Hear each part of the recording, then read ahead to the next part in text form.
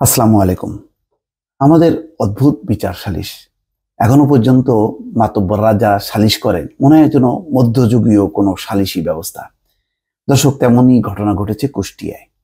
৭ বিয়ে করা রবিজুলের ২ স্ত্রীকে নিয়ে মাতব্বরদের সালিশ যা হলো বৈঠকে। এই শিরোনামে বলা হচ্ছে ৭টি বিয়ে করা নিয়ে দেশ জুড়ে আলোচিত হয়েছিলেন কুষ্টিয়ার ৩৯ বছর বয়সী রবিজুল ইসলাম। গত বছরের ডিসেম্বরে ওই ঘটনার পর হঠাৎ করে ৩ দিন ধরে আবার আলোচনায় এসেছেন তিনি। এবার তার ২ স্ত্রীকে জোর করে বাড়ি থেকে বের করে দেওয়ার অভিযোগ করেছেন রবিজুল। গ্রামের মাতব্বররা সালিশ করে সাদা স্ট্যাম্পে সই করিয়ে ২ স্ত্রীকে বের করে দিয়েছেন বলে অভিযোগ রবিজুলের। অর্থাৎ রবিজুল ওই ২ স্ত্রীকে বের করে দেয়নি, মাতব্বররা সাদা স্ট্যাম্পে সই করে তাদেরকে বের করে দিয়েছেন।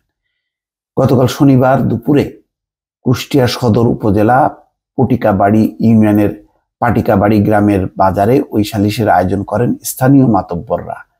পটিকাবাড়ি গ্রামেই রবিজুলের বাড়ি। রবিজুল জানান, আমাকে কলার ধরে সালিশ বৈঠকে আনা হয়েছে, মারধরও করা হয়েছে। সালিশে ভরা মজলিসে ২ স্ত্রীর সামনে গালাগাল করা হয়েছে। স্ত্রীদের তালাক না দিলে বাড়ি ঘরে আগুন ও মারধর করা হবে বলে হুমকি দেওয়া হয়েছে। বাধ্য হয়ে সাদা স্ট্যাম্পে সই করি। এমনকি ২ স্ত্রীকে জোর করে বাড়ি থেকে বের করে দেন মাতব্বররা। বিষয়টি আরো সুন্দর করে সমাধান করা যেত, যেটা করা হয়নি। যেভাবে ৭ বিয়ে মাত্র ১৩ বছর বয়সী এক কিশোরীকে বিয়ে করেছিলেন রবিজুল। ২০২৩ সালে ৩ মাসে ৩টি বিয়ে করেন। এর আগে এক যুগে লিবিয়ায় ছিলেন, সেখানে গিয়েও একটি বিয়ে করেছিলেন। সব মিলিয়ে ৭টি বিয়ে। দোতলা বাড়িতে প্রত্যেক স্ত্রীর আলাদা আলাদা ঘরে খাট, wardrobe, dressing table, showcase, television, refrigerator সহ নানা জিনিস দিয়ে সাজিয়ে দিয়েছেন। রবিজুল জানান, কর্মক্ষেত্রে বা ফেসবুকে নারীদের সঙ্গে যোগাযোগের পর তারা বিয়ের সম্পর্কে জড়িয়েছেন। ৭ স্ত্রীকে নিয়ে তিনি সুখে সংসার করছিলেন। গত বছরের ডিসেম্বরে বিয়ের বিষয়টি গণমাধ্যম সহ সামাজিক যোগাযোগ মাধ্যমে প্রচার হলে আলোচিত হন তিনি। তখন রবিজুলের প্রথম আলোকে বললেন, বড় বউ তো সব জানেন। ২ মাস আগে সর্বশেষ যে বিয়ে করেছেন তাতে তার ৪ স্ত্রী সাক্ষীও দিয়েছেন। তার সংসারে কোনো অশান্তি নেই।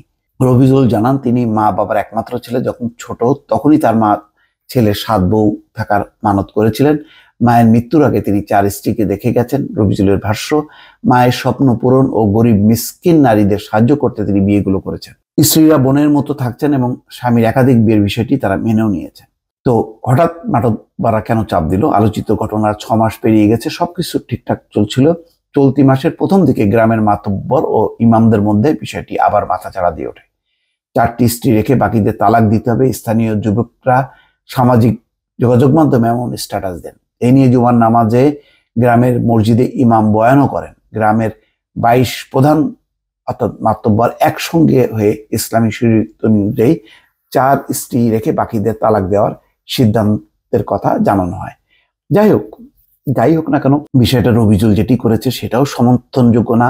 আবার যেভাবে সালিশ করে গ্রামের মাতব্বররা যেভাবে সিদ্ধান্ত নিয়েছেন সেটাও সঠিক না। এটার আসলে কোনটা সঠিক, কোনটা ভালো হবে, এটার জন্য নিশ্চয়ই একটা আধুনিক উপায় বা মানবিক উপায়, সবকিছু মিলে মানুষের ব্যক্তি স্বাধীনতা, এগুলো বিবেচনা করে সিদ্ধান্ত নেওয়া উচিত। সবকিছু ধর্মীয়ভাবে না দেখে কোনো কোনো ক্ষেত্রে সামাজিক, নৈতিক, মানবিক এবং ব্যক্তি স্বাধীনতা, সেগুলোকেও প্রাধান্য দেওয়া উচিত।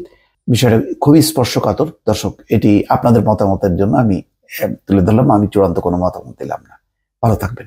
আল্লাহ হাফেজ।